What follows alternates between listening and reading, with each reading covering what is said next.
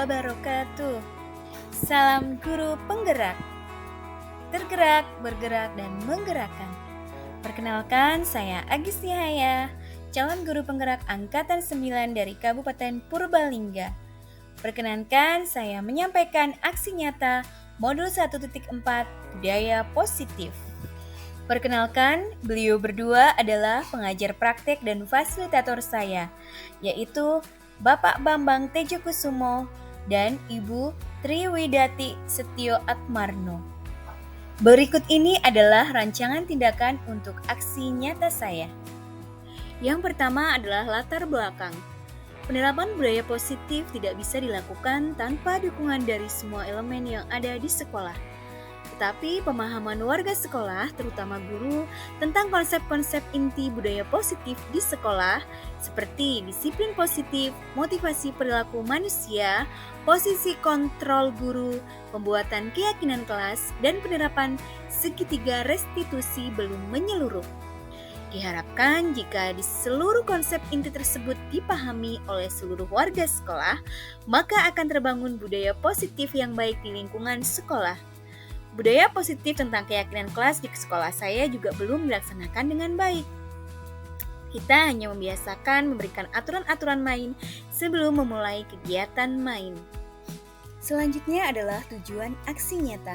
Yang pertama, meningkatkan pengetahuan dan pemahaman tentang budaya positif. Yang kedua, terbentuknya motivasi intrinsik pada murid dengan pembuatan keyakinan kelas.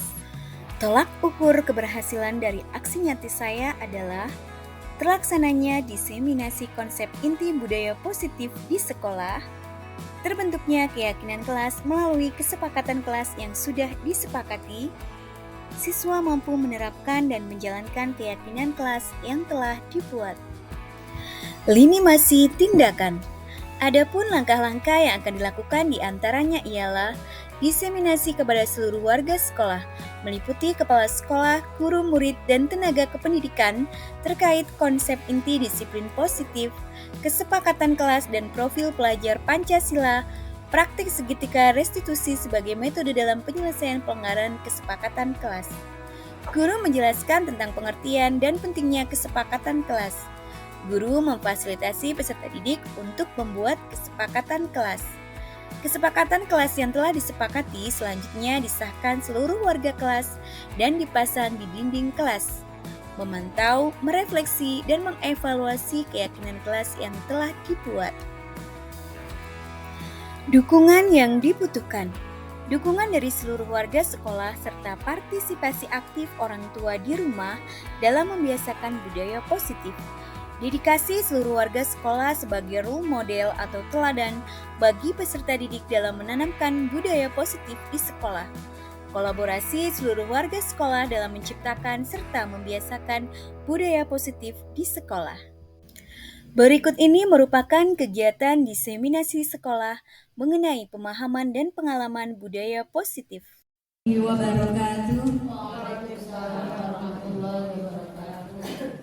Yang saya hormati Ibu Kepala TK Kemala Bayangkari 16 Purbalingga, Ibu Siti Romla. Yang saya hormati rekan-rekan guru TK Kemala Bayangkari 16 Purbalingga. Pertama-tama dan utama marilah kita panjatkan puja dan puji syukur kehadirat Tuhan Yang Maha Esa, karena atas hidayahnya semuanya kita semua dapat berkumpul siang hari ini dalam keadaan sehat tanpa ada halangan suatu apapun. Shalawat serta salam semoga tetap terlimpah curahkan kepada junjungan kita Nabi Agung Muhammad Sallallahu Alaihi Wasallam yang selalu akan kita nanti-nantikan syafaatnya kelak di yaumul akhir. Ibu-ibu yang saya hormati, saya ucapkan terima kasih sekali karena pada siang hari ini ibu-ibu semuanya sudah meluangkan waktunya untuk duduk bersama di sini bersama saya, di mana kegiatan pada siang hari ini adalah diseminasi modul 1.4 tentang budaya positif sebagai rangkaian program pendidikan guru penggerak yang saya jalani saat ini, yaitu angkatan ke-9. Jadi nanti di sini kita belajar bersama-sama Tanpa saya bermaksud untuk menggurui ibu-ibu semuanya, di sini kita akan berbagi pengalaman, kita akan belajar bersama tentang bagaimana menumbuhkan budaya positif. Gimana ibu-ibu, masih semangat semuanya? Oh harus dong ya, harus semangat. Sebelum nanti acara kita mulai dari penyampaian materi dari saya sendiri, Bu Agis Nihaya, sebelum acara dimulai kita akan melaksanakan ice breaking terlebih dahulu supaya semuanya tidak mengantuk, apalagi ini sudah di siang hari. Sudah kenyang ibu-ibu? Oh sudah ya. Untuk itu kita bergerak sebentar, kita berolahraga sebentar supaya nanti sampai siang hari kita tetap semangat dan kegiatan pada hari ini berjalan dengan lancar. Kegiatan ice breaking akan dipimpin oleh Ibu. Siapa yang mau pimpin? Silakan. Oh Bu Eli, silakan Bu Eli cantik.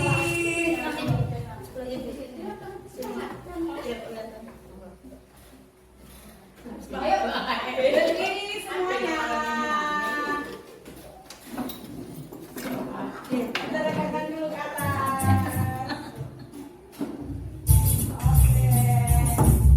Ya, jangan ditebak.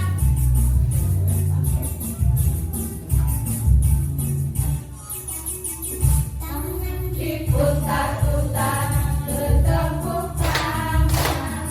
Tangan diputar-putar, berjalan bahu. Tangan diputar-putar, berjalan lutut. Digoyang-goyang, digoyang-goyang, digoyang-goyang. Tangan diputar-putar, bertepuk tangan. Tangan diputar-putar, peganglah bahu. Tangan diputar-putar, peganglah lutut.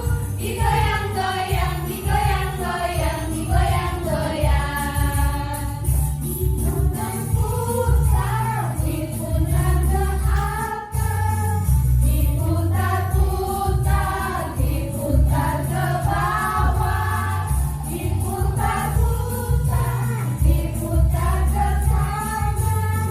Diputar-putar, diputar ke kiri.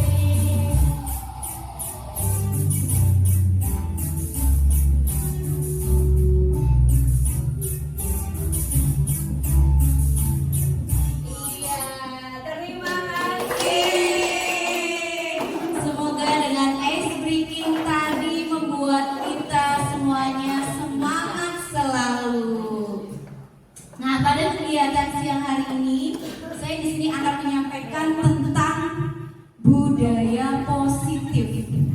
Ketika ibu-ibu semuanya mendengar kata budaya positif, apa yang terlintas di pikiran ibu-ibu semuanya tentang budaya positif? Ada yang mau memberikan pendapatnya tentang apa itu budaya positif? Silahkan, siapa yang menyampaikan pendapat? Begitu mendengar kata budaya positif, apa yang ibu-ibu pikirkan tentang budaya positif itu sendiri? Silahkan, siapa yang mau memberikan pendapatnya? Coba ibu. Berpikir jernih. Berpikir jernih. Oke. Budaya positif menurut Bu Ratna adalah berpikir jernih. Ada pendapat lain? Atut. Disiplin. Disiplin. Budaya positif itu adalah disiplin. Ada yang lain? Oh ibu, silakan ibu. Menunjukkan kemampuan. Menunjukkan kemampuan. Bu Eni, oh Bu Eni. Kebiasaan baik yang biasa dilakukan. Kebiasaan baik yang dilakukan. Oke, sekarang kita akan lihat tentang apa itu budaya positif.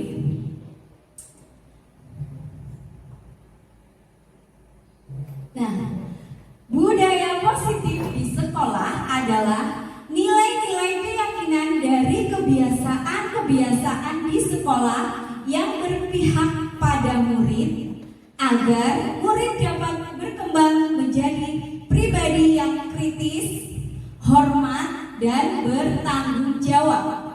Jadi betul ya, tadi ada yang bilang kebiasaan-kebiasaan baik, berpikir jernih, ada juga yang mengatakan dia itu disiplin. Nah, jadi budaya positif itu nilai-nilai keyakinan dari kebiasaan-kebiasaan di sekolah yang berpihak pada murid.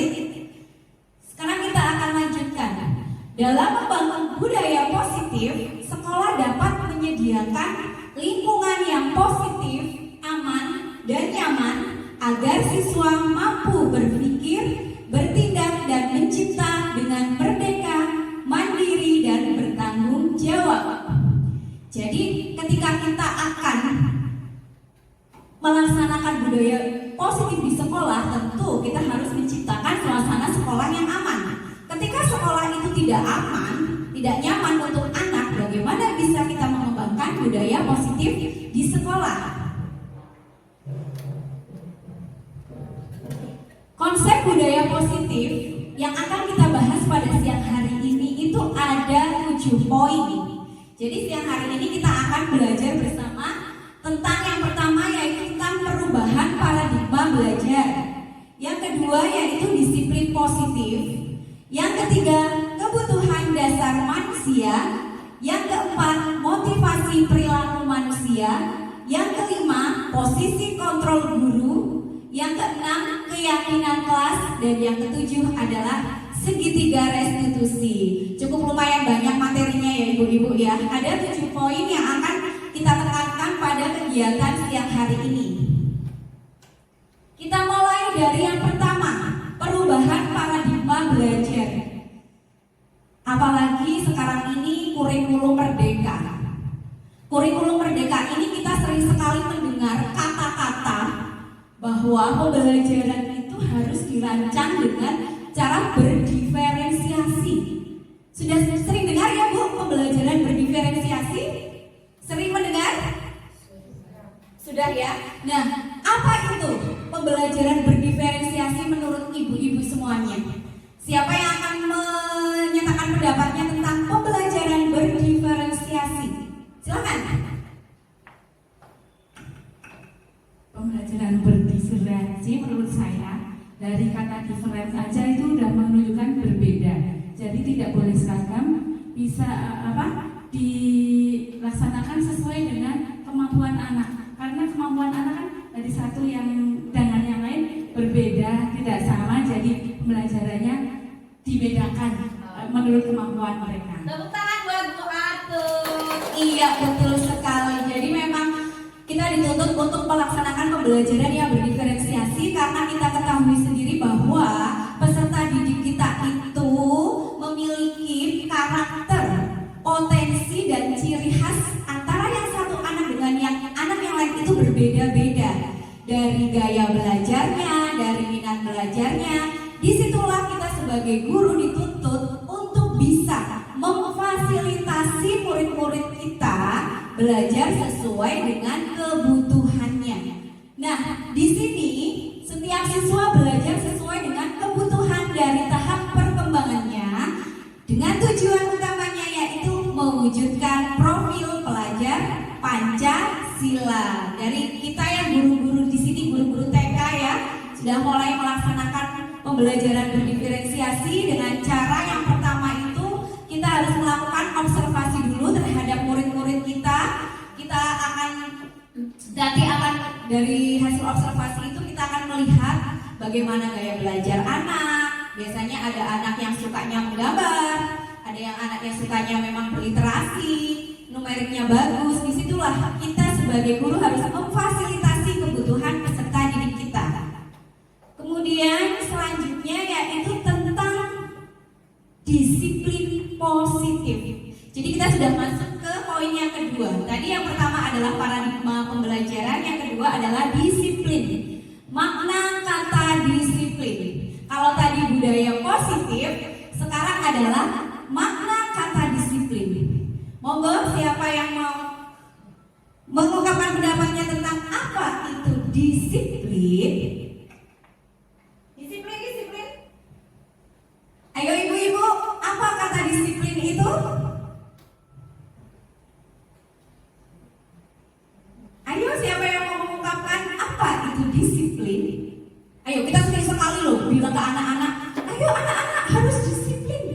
Apa itu arti kata disiplin?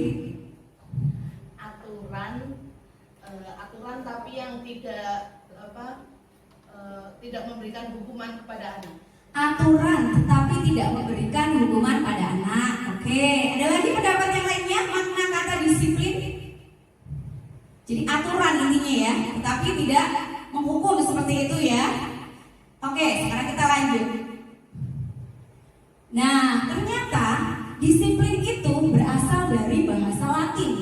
Disiplina yang artinya itu belajar. Oh, ternyata itu artinya disiplin itu adalah belajar. Disiplin diri membuat orang itu menggali potensinya menuju sebuah tujuan, apa yang dia hargai. Jadi ternyata anak itu mempunyai tujuan sehingga dia akan berdisiplin. Namun dalam budaya kita makna kata disiplin telah berubah menjadi sesuatu yang dilakukan seseorang pada orang lain untuk mendapatkan kepatuhan. Seringkali disiplin itu disebut dengan aturan ya. Padahal makna kata dari disiplin itu sendiri adalah belajar. Isinya itu tentang nilai-nilai budaya yang diyakini oleh anak tersebut. Nah, jadi cenderungnya itu disiplin itu anak-anak merasakan ketidaknyamanan bukan dengan apa yang kita hargai atau pencapaian suatu tujuan.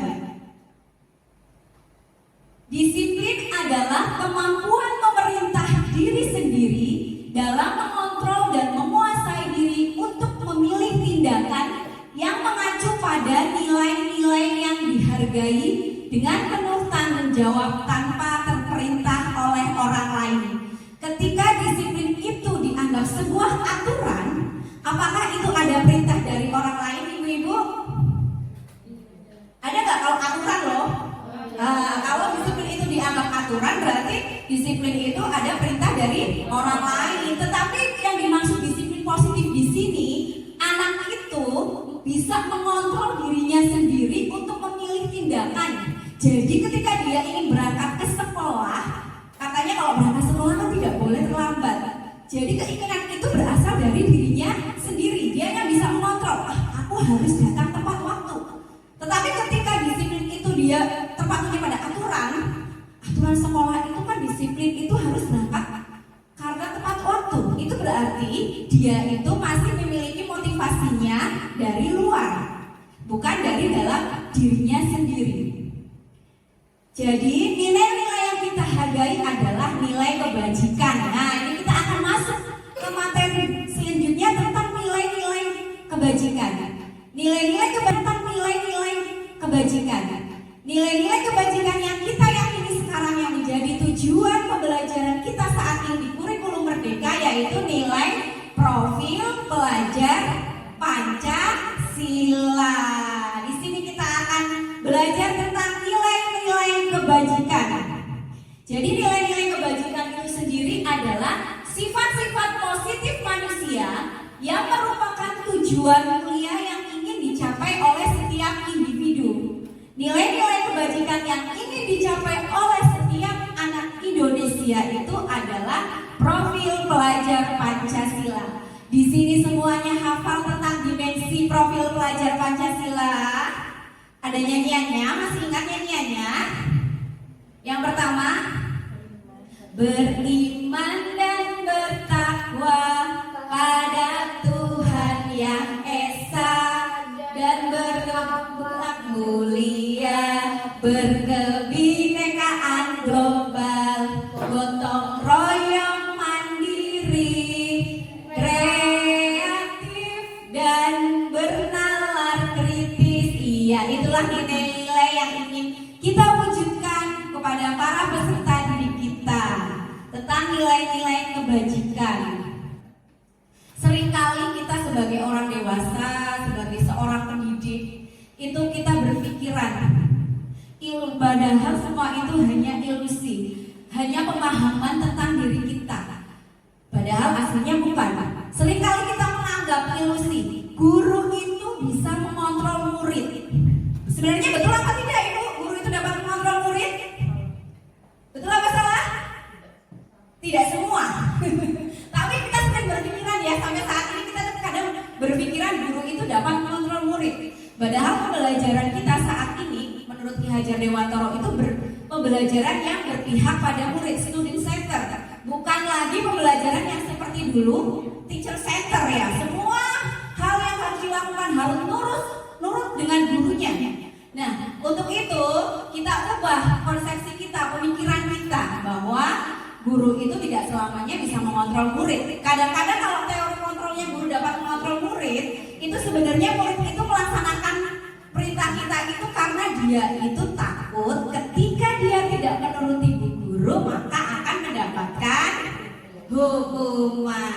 Kemudian ilusi yang kedua, bahwa semua penguatan positif, efektif dan bermanfaat. Padahal tidak semua loh penguatan yang positif itu akan efektif dan bermanfaat. Buktinya nanti kita akan bahas di materi selanjutnya. Yang ketiga, ilusi bahwa kritik dapat membuat orang merasa bersalah, dapat menguatkan karakter. Wah, ternyata kalau dikritik itu akan membuat orang itu merasa bersalah dan akan menguatkan karakter. Apa betul? Bahkan kadang-kala kalau sering dikritik bukannya dia akan merasa bersalah atau menguatkan karakter, malah justru iya, betul sekali. Ilusi bahwa orang dewasa memilih hak untuk memaksa. Betul? Tapi kadang seringkali ya kita masih menemukan hal seperti itu, terutama kadang orang tua itu yang memaksa anak untuk bisa membaca, untuk bisa berhitung. Dia mempunyai kuasa untuk memaksa anak-anaknya, ya. Oke, itu adalah miskonsepsi teori kontrol. Selanjutnya, dalam mewujudkan disiplin, menurut Ki Hajar Dewantara, untuk menciptakan murid yang merdeka, syarat utamanya adalah harus ada disiplin yang kuat. Disiplin yang dimaksud adalah disiplin diri yang memiliki motivasi internal, bukan motivasi eksternal. Karena jika berasal dari motivasi eksternal, sifatnya hanya sementara. Tetapi jika motivasi tersebut datang dari sendiri, akan bertahan dalam jangka waktu yang lama. Jadi yang ditekankan di sini motivasinya harus berasal dari diri sendiri, bukan karena pengaruh dari orang lain, bukan karena gurunya, bukan karena orang tuanya, tetapi dari siswa itu sendiri. Nah, kesimpulan dari materi disiplin ini, ya, penerapan disiplin sekolah harus dilakukan melalui motivasi internal atau kesadaran diri dari setiap murid. Motivasi internal itu akan lebih berjangka lama dan membuat siswa makin kuat secara karakternya. Hal ini sejalan dengan pemikiran dari Ki Hajar Dewantara yang mengungkapkan bahwa disiplin kepada anak adalah disiplin diri. Sebab hanya diri sendiri yang menginginkan dirinya untuk mentaati peraturan sesuai dengan keyakinan universal atau keyakinan sekolah. Jadi yang harus kita tekankan mulai saat ini yaitu penerapan disiplin itu harus kita tanamkan kepada anak dari motivasi internalnya, intrinsiknya dari dalam dirinya sendiri. Bukan karena takut dengan bu guru, aku harus belajar dengan giat. Bukan karena takut dengan ibu, aku harus belajar dengan giat. Tetapi harus dari keyakinan diri anak itu sendiri. Oke, tepuk satu, tepuk dua. Oke, ternyata semuanya masih semangat ya. Kita akan lanjut kembali ke materi kita selanjutnya, yang ketiga ya, itu tentang kebutuhan dasar manusia. Kebutuhan dasar manusia di sini ada 5 poin inti. Ini kebutuhan dasar manusia yang setiap manusia pasti ingin memenuhi kebutuhan dasarnya dengan cara apapun. Yang pertama yaitu survival. Survival itu artinya bertahan hidup. Bagaimana cara manusia untuk bertahan hidup? Dengan apa tentunya? Harus dengan makan, minum, sehat, betul. Setiap manusia akan memenuhi kebutuhan survivalnya, kebutuhan bertahan hidup. Kemudian setelah dia sudah memenuhi kebutuhan bertahan hidupnya, dia akan mencari cinta, kasih sayang dan rasa diterima. Kemudian kebutuhan akan kesenangan. Wah, ini yang sering healing-healing ya. Itu juga termasuk salah satu cara pemuasan diri untuk kesenangan. Kemudian kebebasan. Setiap orang ini menginginkan mereka itu merasa bebas. Anak-anak kita juga di sekolah juga iya, dia ingin merasakan kebebasan. Kemudian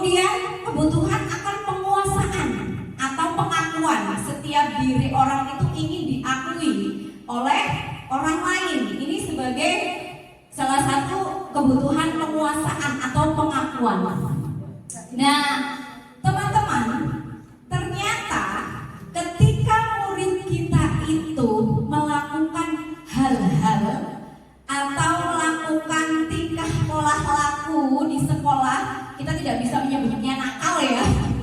Jadi ketika anak-anak itu di sekolah itu sedang melakukan kegiatan yang mungkin mengganggu temannya atau bertindak di luar kebiasaannya, itu sebenarnya dia itu sedang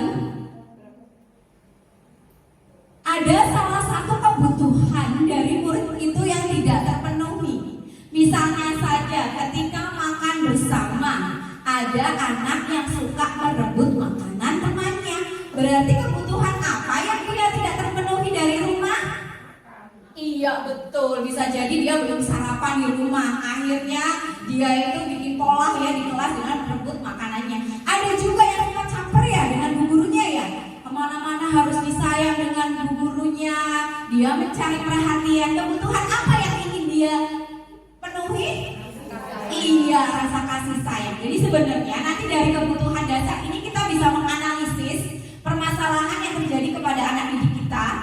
Ketika kita sudah tahu sebenarnya dia itu melakukan tindakan itu karena ada satu kebutuhan yang tidak terpenuhi, kita bisa menganalisisnya dan nanti kita bisa berkolaborasi dengan orang tua, ya bekerja sama dengan orang tua, kita bisa komunikasikan supaya nanti karena pemenuhan kebutuhan ini harus sejalan antara kerjasama dengan guru dan juga orang tua. Kita lanjut. Nah nih, 3 motivasi perilaku manusia. Jadi manusia itu bertindak karena ada 3 dorongan. Yang pertama, untuk menghindari ketidaknyamanan atau hukuman. Betul ibu-ibu? Ada kalanya saya tidak mau datang terlambat, takut dimarahin oleh ibu kepala sekolah. Itu namanya perilakunya itu untuk menghindari ketidaknyamanan atau hukuman. Yang kedua, untuk mendapatkan imbalan atau penghargaan dari orang lain. Aku kerjanya mau rajin aja supaya nanti saya itu dapat ujian, dapat hadiah dari ibu kepala sekolah. Berarti ini adalah motivasinya dari mendapatkan imbalan atau penghargaan dari orang lain. Nah, yang ketiga ini motivasinya adalah untuk menjadi orang yang mereka inginkan dan menghargai diri sendiri dengan nilai-nilai yang mereka percayai. Jadi nilai-nilai yang tadi yang kebijakan universal itu nilai-nilainya. Jadi motivasinya kalau yang ketiga ini benar-benar berasal dari diri sendiri. Saya mau datang tepat waktu karena saya menghargai diri sendiri, menghargai disiplin waktu. Seperti itu, oke? Nah, yang kedua, menghindari dan mendapatkan imbalan itu motivasinya berasal dari luar, eksternal, karena ada pengharapan. Itu motivasi eksternal. Nih di sini, motivasi internal itu tadi yang menjadi untuk menjadi orang yang mereka inginkan dan menghargai diri sendiri dengan nilai-nilai yang mereka percayai. Itu motivasi internal, intrinsik dari dalam diri. Untuk itu, ibu-ibu semua yang ada di sini, di sekolah itu kita harus menghindari hukuman. Bahkan bukan hanya menghindari. Kalau kita di taman kanak-kanak itu malah meniadakan hukuman, tidak ada hukuman di sini. Dan pemberian penghargaan berlebihan. Ternyata yang kita anggap selama ini memberikan penghargaan itu akan memberikan semangat tersendiri kepada siswa. Ternyata sekarang itu harus dihindari agar meminimalisir motivasi eksternal dalam diri seorang murid, ya. Jadi memang yang sekarang kita galak-galakan itu bagaimana menumbuhkan motivasi internal atau intrinsik dari dalam diri siswa. Jadi ternyata penghargaan-penghargaan yang kita berikan kepada murid itu memberikan dampak yang kurang efektif. Nah, di sini nih, konsep disiplin dengan identitas gagal. Ternyata yang namanya hukuman dan penghargaan itu dianggap sebagai konsep disiplin dengan identitas gagal. Ibu-ibu masih sering memberikan penghargaan kepada murid. Kalau kamu bisa, kalau kamu pintar akan berguru beri tanda bintang. Betul apa tidak? Iya betul. Kalau kamu pintar, wah anak hebat, anak cerdas. Kita sering sekali memberikan penghargaan dan pujian seperti seperti itu kepada murid-murid kita. Ternyata di sini ada perbedaan hukuman. Hukuman itu akan terasa menyakitkan, betul ya? Tidak nyaman, murid akan menjadi takut, memaksa. Hukuman itu bersifat memaksa, dia tidak ingin dihukum sebenarnya ya. Murid menyembunyikan kesalahan, kemudian murid menjadi rendah diri. Ini akibat dari hukuman. Nah, ketika penghargaan, ternyata ketika kita memberikan penghargaan kepada murid-murid kita itu tidak efektif, merusak hubungan sifat iri. Ketika saya memberikan pujian kepada Bu Evi, nanti guru-guru yang lain akan merasa iri. Begitupun dengan murid kita ya, kita sedang memuji si A, ternyata yang lain itu merasa iri. Kemudian mematikan kreativitas. Loh, kenapa kok bisa mematikan kreativitas? Anak akan merasa puas hanya di situ saja. Ketika kita sudah memberikan penghargaan di situ, dia akan sudah merasa berbangga diri, berpuas diri. Kemudian menghukum dengan sistem ranking. Kalau ini untuk pembelajaran di SD dan tingkat lanjutan ya. Kemudian merampas hak menghargai dirinya. Jadi untuk itu setelah mendapatkan materi ini ibu-ibu, mulai besok kita akan meminimalisir pemberian penghargaan kepada siswa-siswa kita. Kemudian konsep disiplin dengan identitas sukses. Kalau tadi dengan identitas gagal, sekarang yaitu dengan identitas sukses. Konsekuensi. Nah, ini konsekuensi. Kalau tadi hukuman, yang ini konsekuensi. Dan restitusi. Konsekuensi itu penguatan jangka pendek. Perlu monitoring berkelanjutan. Karena kalau konsekuensi memang harus ditunjukkan oleh gurunya ya. Ini harus dimonitori, tidak bisa berjalan sendiri. Stimulus respon. Murid menghormati peraturan. Jadi hanya sekedar menghormati. Kehilangan waktu untuk menyadari kesalahan. Jadi dia hanya melaksanakan konsekuensinya tanpa tahu dirinya untuk menyadari apa kesalahan yang telah diperbuatnya. Sekarang kalau restitusi. Restitusi ini murid bertanggung jawab untuk perilakunya. Fokus pada pemecahan masalah jangka panjang. Murid menghormati dirinya dan orang lain. Teori kontrol. Diri muridlah yang memegang kontrolnya. Murid bersemangat memperbaiki kesalahan. Jadi dari keempat tadi ada hukuman, penghargaan, konsekuensi, dan restitusi. Mana yang sempurna? Restitusi, betul sekali. Coba sekarang ibu-ibu akan saya ajak untuk menjawab pertanyaan di sini. Kira-kira ibu-ibu akan menebak. Di sini mencatat 100 kali di dalam buku kalimat saya tidak akan terlambat. Karena terlambat di sekolah ini termasuk sanksi, konsekuensi atau hukuman. Saya mencatat 100 kali di dalam buku kalimat saya tidak akan terlambat lagi. Ini hukuman apa konsekuensi? Ayo tebak.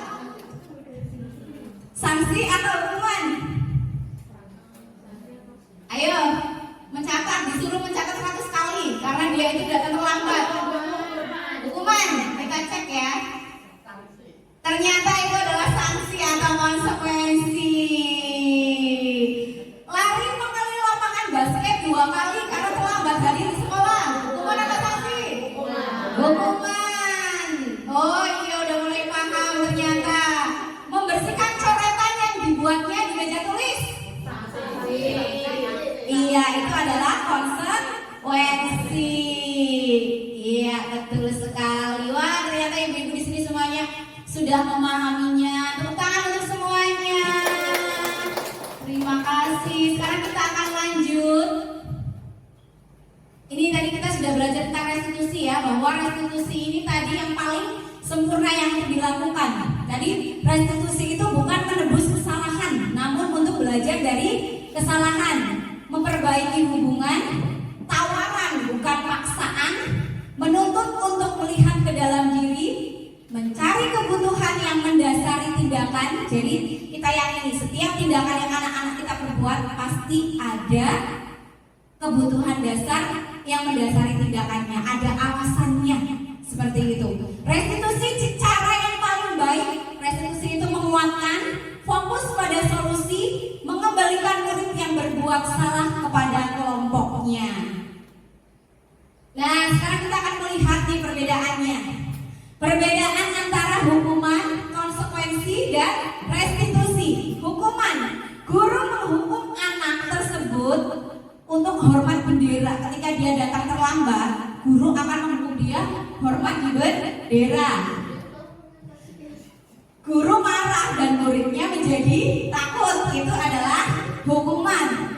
Konsekuensi, guru memberikan konsekuensi jam istirahatnya itu dikurangi karena dia datang terlambat untuk mengejar keterlambatan. Guru tegas dan siswa menghormati peraturan.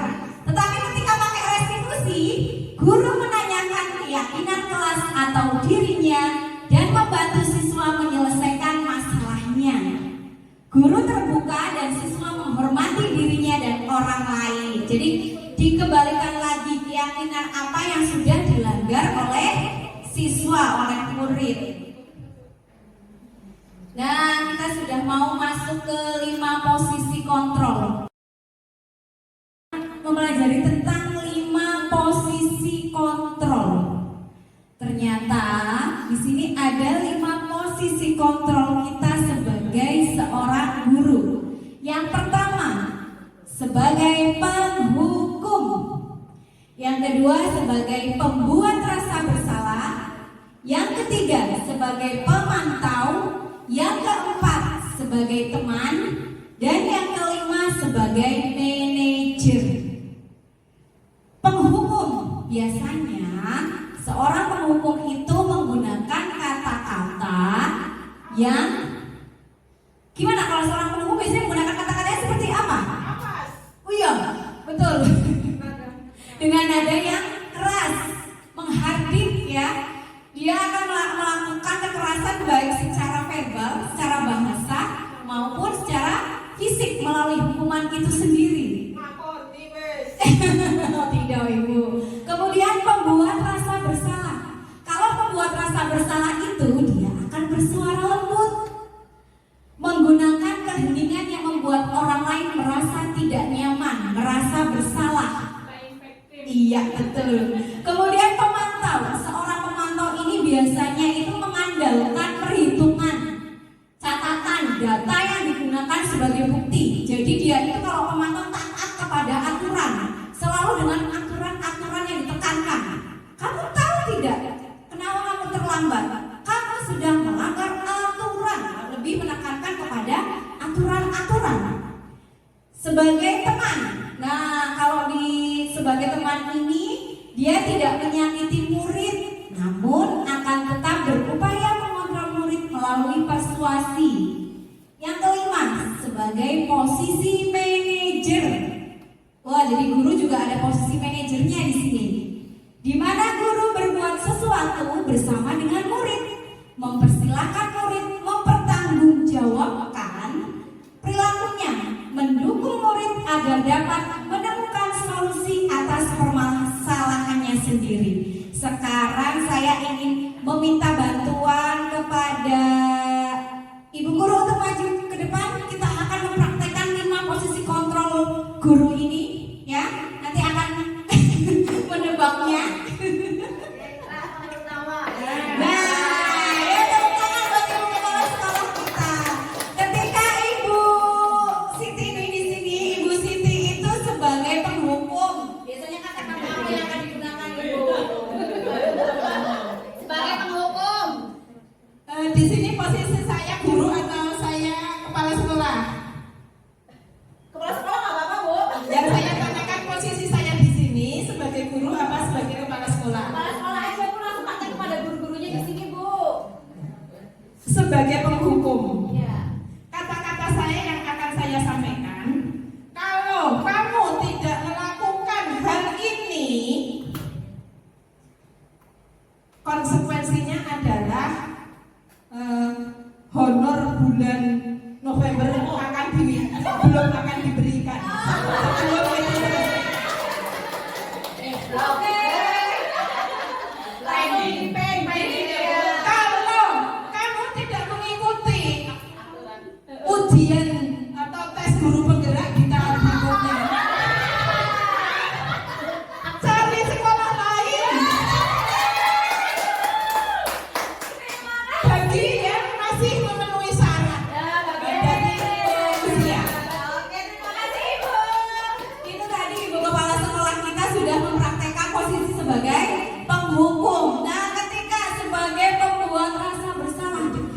membuat rasa bersalah biasanya memelas. Iya Bu, ini memelas Bu. Dengan bahasa memelasnya Bu. Dengan bahasa memelasnya. Nah, kalau membuat rasa bersalah itu dengan nada memelas. Membuat kita merasa bersalah. Ini daftar hadir ya. Nggih, Bu. Yang pangapunten Bu Devi. Iya. Daftar hadiripun pun isi nggih amargi menyang badhe dipotong.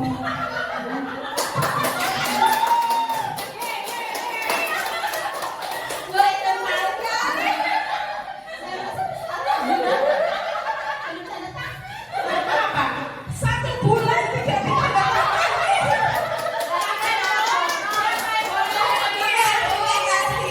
Kata-katanya itu kata-katanya halus, tetapi langsung menusuk ke hati. Iya betul, saya juga jadi merasa juga. Jadi membuat rasa bersalah itu dia menggunakan kata-kata yang halus, tetapi langsung mengena. Ketika kita sebagai seorang guru, ayolah nak, kamu gak kasihan sama bu guru. Bu guru dari tadi sudah bicara kesana kemari, tetapi tidak diperhatikan dan didengarkan. Itu membuat rasa bersalah, betul. Selanjutnya sebagai seorang pemantau, tadi sudah kita bahas bersama ya bahwa seorang pemantau itu menekankan pada aturan. Nah, sebagai teman, memposisikan sebagai teman. Dari kelima posisi ini, mana posisi yang menjadi idaman seharusnya itu sebagai posisi apa? Teman. Benar, teman. Kalau saya, semua posisi itu harus dimiliki oleh semuanya. Tapi Paling ideal. Ya, kalau yang paling ideal itu sebagai teman. Tapi semua posisi itu harus dimiliki oleh kita. Hanya empan nggo papan. Maksudnya pada saat kapan kita menggunakan hal tersebut. Oke, terima kasih Ibu. Nah, tepuk tangan dong buat Ibu kepala sekolah kita. Terima kasih. Nah, sebenarnya posisi yang diharapkan itu kita semuanya bisa menjadi posisi sebagai seorang manajerial. Jadi kalau posisi teman itu ada juga dampak negatifnya. Ketika kita terlalu baik kepada murid, kita memposisikan sebagai teman, murid akan menganggap iya, loh bu guru sama aja dengan temanku kok. Jadi tidak ada batasannya malah ya. Tapi ketika kita sebagai posisi manajerial, ini guru berbuat sesuatu bersama dengan murid. Jadi segala sesuatu yang dilakukan murid harus bisa dipertanggungjawabkan.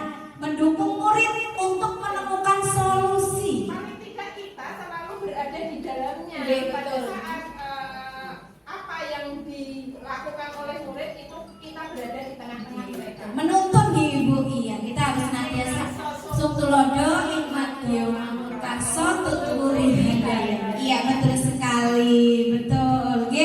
Dari posisi manajer yang di posisi ideal yang diharapkan untuk kita semuanya. Bu Emi, kalau Bu Emi sendiri selama ini sebagai bahan refleksi untuk kita cenderung berada di posisi mana? cenderung ke sebagai teman. Sebagai teman. Oke. Kalau Bu Erna cenderung ke posisi mana? Sebagai teman. Teman. Bu Eli? Sama. Teman. Bu Devi? Teman. Kalau Bu Atik berada di posisi mana cenderungnya? Bagaimana ya? Karena selama ini anak-anak menganggap saya itu kalau guru yang ngomong kayak saya, yang ngomong galak kayak ini waktu ngomong mantau ya. Tahu ya. Oke, terima kasih. Kalau Bu Eni? Sama dengan teman-teman, saya juga seperti itu. Dari apa? Dari teman juga. Juga. Kalau Bu Eni? Tergantung anaknya ya, kadang-kadang ada yang saya anggap sebagai teman, kadang-kadang saya juga bersikap harus bersikap tegas, kadang-kadang membuat anak bersalah. Iya. Jadi bahan refleksi untuk kita semua bahwa selama ini itu kita cenderung ke pemantau, pembuat rasa bersalah dan teman. Untuk itu setelah materi pembelajaran ini kita akan berusaha untuk berada di posisi manajer. Oke, kita lanjut. Nah, sekarang kita ke materi selanjutnya yaitu tentang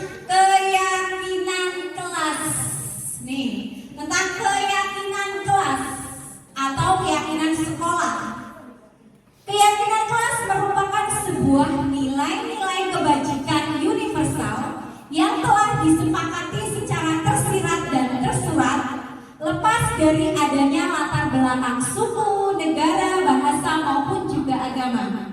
Keyakinan kelas dibuat secara bersama-sama dengan seluruh siswa yang mempunyai nilai-nilai kebajikan yang dapat dipercaya. Di sini sudah ada yang mempraktekkan membuat keyakinan kelas di kelasnya masing-masing. Sudah atau belum? Ibu? Kalau belum, mulai besok setelah kita mendapatkan materi ini, kita akan praktek secara langsung membuat keyakinan kelas bersama dengan murid-murid kita. Adapun langkah-langkah dalam menyusun keyakinan kelas. Yang pertama, keyakinan bersifat abstrak daripada peraturan, lebih rinci dan konkret. Keyakinan kelas berupa pernyataan-pernyataan universal. Tadi nilai-nilai kebajikan yang sudah kita bahas di depan. Pernyataan keyakinan kelas senantiasa dibuat dalam bentuk positif. Jadi sebaiknya hindari kata jangan, tidak, ya, menghindari kata-kata yang negatif, tapi menggunakan kalimat positif. Keyakinan kelas hendaknya tidak terlalu banyak, jangan yang panjang-panjang. Harus agar mudah diingat dan dipahami oleh semua warga kelas. Keyakinan kelas sebaiknya sesuatu yang dapat diterapkan di lingkungan tersebut. Jadi kita sesuaikan dengan lingkungan kelas kita masing-masing. Semua warga kelas hendaknya ikut berkontribusi dalam pembuatan keyakinan kelas lewat kegiatan curah pendapat. Bersedia meninjau kembali keyakinan kelas dari waktu ke waktu. Ini saya akan petakan. Kemarin saya sudah mempraktekkan membuat keyakinan kelas di kelompok B1. Diperlukan kesepakatan bersama dalam kelas itu. Kelas itu. Antara yang dibuat Guru. dengan anak-anak. Jadi memang ada komunikasi. Ini kemarin saya sudah membuat tentang praktek pembuatan keyakinan kelas, ya. Ini video singkatnya saja. Nanti saya akan jelaskan tentang pembuatan keyakinan kelas di kelas. Nah, ini isinya tentang peraturan dari keyakinan kelas kita. Keyakinan kelas itu dibuat berdasarkan peraturan-peraturan terlebih dahulu. Anak-anak usia dini itu kan harus selalu dikasih pertanyaan pemantik dulu. Karena ketika kita tanya anak-anak siapa yang hari ini mau mengungkapkan pendapatnya, biasanya semua diam, ya. Iya. Jadi kita harus berikan pertanyaan pemantik terlebih dahulu kepada anak-anak. Apa yang kita inginkan agar suasana pembelajaran di kelas kita itu menjadi suasana yang menyenangkan, yang aman. Kita kasih pertanyaan pemantik. Lalu ada anak yang menjawab, Bu Guru, supaya pembelajaran bisa berlangsung dengan baik. Supaya kan kadang-kadang ada ya, kita lagi belajar tiba-tiba ada anak yang masuk, ya kan sering ya, ada teman yang datang terlambat. Bu Guru dengan bahasa anak-anak kita bisa menyimpulkan bahwa ke sekolah harus datang tepat waktu. Itu aturannya. Nilainya apa? Nilai yang terkandung dalam aturan tersebut. Ada yang bisa menyebutkan nilai dari peraturan datang ke sekolah tepat waktu. Nilainya adalah? Iya betul, nilainya disiplin. Sudah dapat 1 nilai. Yang kedua dari peraturan. Di dalam kelas anak-anak harus berkata yang sopan, harus bertindak yang sopan juga. Itu nilai yang ingin kita angkat, nilai apa? Betul, nilai sopan santun. Sudah dapat 2 nilai, disiplin, sopan santun. Kemudian agar kelas kita itu terjaga kebersihannya, anak-anak harus membuang sampah di tempat sampah. Nilai apa yang ingin kita angkat dari membuang sampah di tempatnya? Pembiasaan, nilainya nilai kebersihan masuk. Satu lagi disiplin bisa, kemudian kesehatan. Iya, itu nilai-nilainya, bisa kebersihan, kesehatan, disiplin. Kemudian Bu Guru dengan teman itu harus saling menghargai dan menyayangi. Nilainya nilai apa? Menghargai dan menyayangi. Kasih sayang. Kasih sayang, betul. menghargai itu juga sebuah nilai saling menghargai, kasih sayang, empati, kepedulian, itu nilai-nilainya. Kemudian Bu Guru kalau di kelas kan tidak berlari-larian. Tadi tidak itu kan kalimat negatif ya. Jadi bersikap tertib, tidak lari-larian di kelas. Nilainya apa?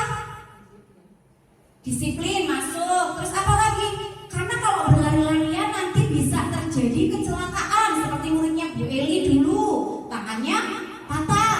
Berarti itu sebagian dari nilai keamanan. Jadi nanti yang kita sepakati dengan murid-murid kita itu adalah tentang nilai-nilainya. Nilai-nilai ini yang nantinya akan digunakan dalam penyelesaian permasalahan dengan segitiga restitusi. Setiap hari nilai-nilai yang sudah kita angkat ini akan selalu kita ingatkan. Jadi biasanya kan kita membacakan peraturan-peraturan kelas ya. Anak-anak sebelum belajar bagaimana aturannya? Harus mendengarkan Bu Guru. Belajarnya harus selesai Bu Guru. Terus apalagi membuang sampah di tempatnya. Kita selalu membicarakan tentang aturan-aturan. Mulai besok ketika kita sudah menyusun keyakinan kelas, yang ditekankan adalah nilainya. Ketika nilai-nilai itu selalu kita ingatkan, nanti akan terbiasa timbul motivasi dalam diri anak untuk menghargai nilai-nilai kebajikan yang sudah disepakati bersama. Tadi ada disiplin, saling menghargai, saling menghormati, kemudian ada sopan santun, saling menyayangi, dan juga empati. Ini kalau dari nilai-nilai B1 ini ada 9 poin. Jadi mulai besok bisa diterapkan di kelas masing-masing pembentukan keyakinan kelasnya. Sekarang kita lanjut ke materi berikutnya, tinggal satu lagi. Nah, setelah tadi kita sudah membuat keyakinan kelas, sekarang materi selanjutnya yaitu tentang segitiga restitusi. Apalagi nih ya segitiga restitusi? Ada yang pernah mendengar segitiga restitusi? Belum, baru pernah mendengar ya? Ya sama, saya juga mendengar istilah segitiga restitusi ini setelah mengikuti program guru penggerak. Di PMM ada, ya betul ya, sudah membuka PMM ini ada materi tentang budaya positif ya, yang untuk menyelesaikan permasalahan yang ada pada siswa kita dengan menggunakan metode segitiga restitusi. Ada 3 langkah yang digunakan dalam segitiga restitusi. Yang pertama, menstabilkan identitas. Ini langkah yang pertama dari segitiga restitusi, menstabilkan identitas. Ini kita memberikan pengertian kepada anak-anak. Ketika anak-anak itu melakukan kesalahan, kita tidak langsung mengejasnya. Kamu salah, kamu berbuat seperti itu salah. Tidak seperti itu. Yang pertama yaitu menstabilkan identitas. Kita memberikan pertanyaan kepada murid bahwa setiap orang pasti pernah melakukan kesalahan, bahwa kamu bukan satu-satunya orang yang pernah melakukan kesalahan. Kita bisa membayangkan kita juga dulu ibu guru juga pernah berbuat salah seperti itu. Itu kata-kata dari menstabilkan identitas. Langkah yang kedua yaitu validasi tindakan yang salah. Dalam langkah kedua, validasi tindakan yang salah itu menekankan bahwa segala perilaku atau permasalahan yang dibuat oleh murid kita itu pasti karena ada alasannya. Disinilah validasi tindakan dilakukan, yaitu kamu tentu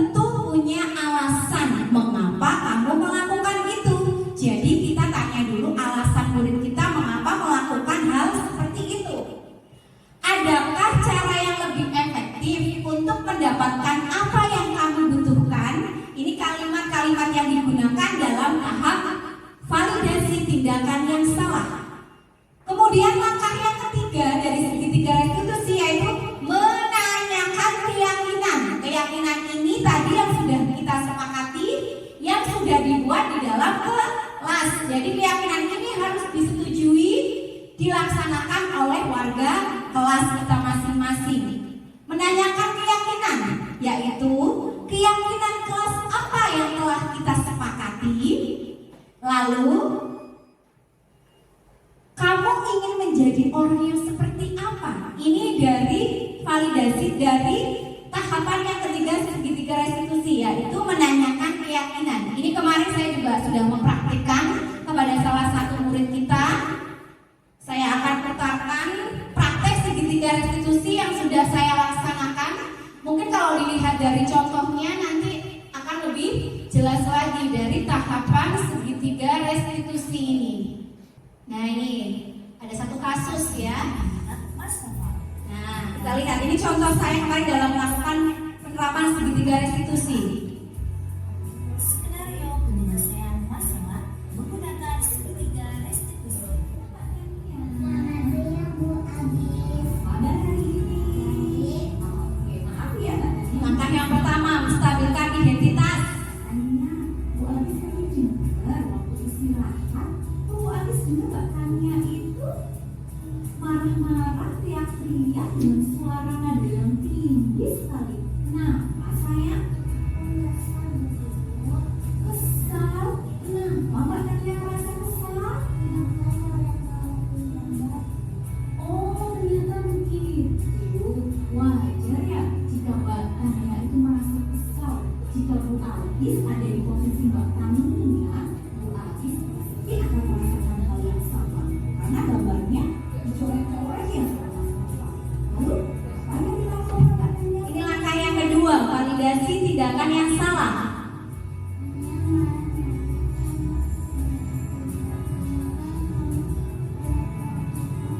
Begitu, pasti Mbak Tania tadi marah-marah, teriak-teriak seperti itu karena ada alasannya ya. Alasannya kenapa sayang?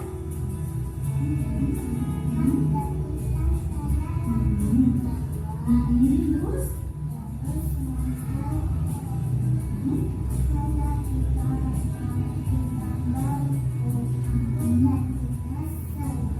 Oh, jadi Mbak Tania lagi gambar. Gambar di sini dulu sayang. Sudah, tiba-tiba Mas Nova mulai keren gini ya. Jadi dia mana saja ya Mbak Tania merasa kesal. Ya, Bu Agis apresiasi apa yang dilakukan Mbak Tania ya. Mbak Tania bisa saja dalam kondisi marah itu bisa berbuat yang lebih buruk lagi ya. Seperti itu Mas Nova. Tapi Mbak Tania tidak melakukan hal seperti itu. Itu sudah bagus ya sayang. Nah, yuk kita pikirkan. Ini langkah yang ketiga, menanyakan keyakinan. Tidak akan yang Mbak Tania lakukan tadi marah, teriak, terus Nova, atau kita sudah sesuai dengan keyakinan kelas yang kita sepakati bersama sayang? Belum ya?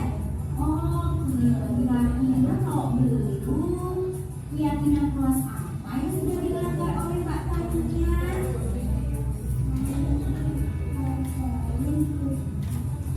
Saling menghargai, sikap saling menghargai ya. Nah, kira-kira sikap saling menghargai dengan teman itu penting tidak sih untuk Mbak Tania? Baik, kalau menurut Mbak Tania keyakinan saling menghargai itu penting untuk Mbak Tania, lalu keyakinan apa yang harus dilakukan Mbak Tania ketika Mbak Tania itu sedang marah?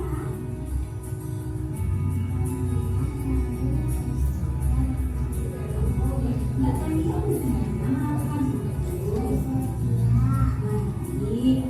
Lalu apa yang akan Mbak Tania lakukan untuk memperbaiki masalah ini sayang?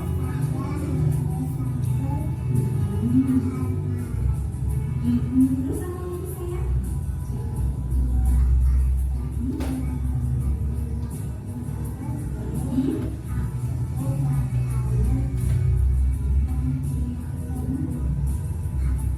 Iya, tepat sekali tindakan yang dilakukan oleh Mbak Tania. Jadi nanti ketika ada teman-teman Mbak Tania mencoba gambar atau melakukan hal lain, Mbak Tania bisa lebih sabar lagi menyelesaikan. Itu tadi contoh dari penerapan segitiga restitusi yang sudah saya jalankan. Di sini tadi kalau kita lakukan seperti ini, kira-kira anak itu akan merasa sedang dihukum oleh guru apa tidak? Tidak ya?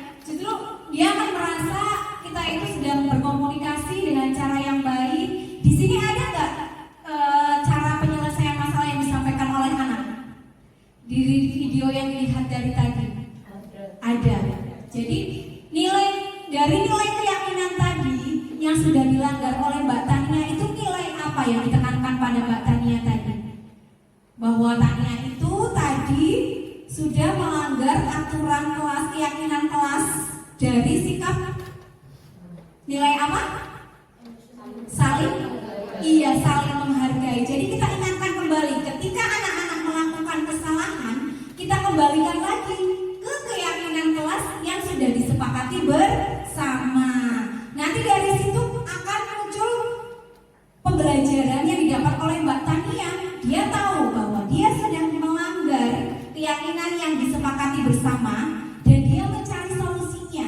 Ketika nanti dia marah-marah, hal yang akan dilakukannya adalah menahan diri, bersikap sabar. Itu penyelesaiannya. Kadang-kadang kita sebagai guru itu menyelesaikan permasalahan anak-anak itu dengan cara meminta maaf ya. Udah nak, kalau misalnya ada anak berantem, yuk maafan aja, yuk maafan. Bahwa kita menganggap dengan bermaaf-maafan semua permasalahan itu akan selesai. Tapi itu ternyata tidak memberikan solusi yang terbaik ya. Tidak ada bentuk tanggung jawab dari diri si anak untuk memperbaiki kesalahannya. Untuk itu, oke, gimana Bu Antut? Bukan untuk memperpanjang. Iya. Sepertinya sih seperti saya telah Bu Agis ini, sepertinya saya sudah Melaksanakan ya? Cuma saya tidak tahu Istilahnya. Saya kalau ada anak-anak habis berat, misalnya ada yang mukul, saya nggak pernah, ayo maafan lah, kenapa dipukul? Iya. Terus mereka mungkin saling memberikan alasannya dengan mereka masing-masing. Setelah itu baru kita beri pengertian, oh yang begini, yang begini. Tapi ada satu yang itu keyakinan ya. Kita belum mempraktekannya tentang keyakinannya ya. Kita di tahap ketiga itu kita belum melaksanakan menanyakan keyakinan karena memang kita cenderung di kelas itu menerapkan aturan-aturan ya. Oke. Iya, mulai besok teman-teman di kelas masing-masing akan membentuk keyakinan kelas ya dari kelompok B, A, A1, B2, B3 ya akan membentuk nilai-nilai keyakinan kelas yang akan disepakati bersama-sama. Oke, demikian materi yang dapat saya sampaikan. Semoga apa yang sudah saya sampaikan akan menambah pengetahuan ya, menambah kebermanfaatan untuk kita semuanya sehingga kita bisa melaksanakan menanamkan budaya positif di lingkungan sekolah kita masing-masing. Sebagai bentuk refleksi, saya ingin minta ulasan dari teman-teman, salah satu teman untuk memberikan umpan balik kira-kira apa yang didapat dari pertemuan kita pada siang hari ini. Monggo siapa yang mau menyampaikan? Oke, Bu Atut aja langsung ya tentang refleksi kegiatan hari ini. Kira-kira apa yang didapat dari Bu Atut dari materi yang saya sampaikan pada siang hari ini? Terima kasih Bu Agis. Setelah melihat paparannya Bu Agis dari awal sampai akhir, ternyata ada beberapa hal yang mungkin sudah kita lakukan, hanya kita tidak mengerti, dan ada juga yang memang harus kita perbaiki dari sikap-sikap kita sebagai guru terhadap anak-anak. Oke, terima kasih. Ibu silakan. Menambahkan sedikit. Ternyata ilmu yang kita miliki itu belum seberapa. Walaupun kita sudah duduk bersama di hotel Braling dari jam sekian sampai sekian, yang intinya di dalamnya juga banyak mengikuti hal-hal sesuatu yang memang perlu kita mengerti dari kurikulum Merdeka. Dengan adanya Bu Agis menjadi CGP, saya sangat apresiasi kepada Bu Agis. Alhamdulillah, mudah-mudahan bisa menambahkan banyak pengetahuan kepada teman-teman semuanya, utamanya adalah demi kemajuan TK Kemala Bayangkari 1625. Selanjutnya kepada Bu Agis, tetap semangat untuk sehat, terutama sehat, kemudian tetap semangat untuk menyelesaikan amanah yang insya Allah semuanya ini adalah memang sudah diatur oleh mengawali majunya lembaga ini. Kemudian pesan juga untuk teman-teman yang lain, tolong segala sesuatu apa yang menjadi kegiatan Bu Agis, marilah kita dukung bersama-sama, kita semangati bersama-sama, kita motivasi bersama-sama. Syukur bisa kita memfasilitasi agar apa yang dilaksanakan Bu Agis itu tidak merupakan tidak dirasakan sebagai beban, namun apa yang dirasakan oleh Bu Agis saat ini adalah merupakan suatu tanggung jawab yang memang perlu untuk didukung bersama, untuk maju bersama. Selamat untuk Bu Agis, semangat untuk teman-teman, semangat untuk teman-teman semuanya. Tepuk tangan untuk kita semuanya. Terima kasih Ibu. Baiklah, terima kasih Ibu, Bu Atu dan Bu Siti yang sudah menyampaikan ulasan pada kegiatan siang hari ini. Saya selaku tadi pemberi materi, mohon maaf apabila dalam saya menyampaikan banyak sekali kekurangan dan kesalahan, mohon maaf yang sebesar-besarnya Ibu-ibu. Mari kita akhiri pertemuan pada kegiatan siang hari ini dengan membaca hamdalah bersama-sama. Alhamdulillahirabbil alamin. Saya akhiri, wabillahi taufiq wal hidayah. Wassalamualaikum warahmatullahi wabarakatuh.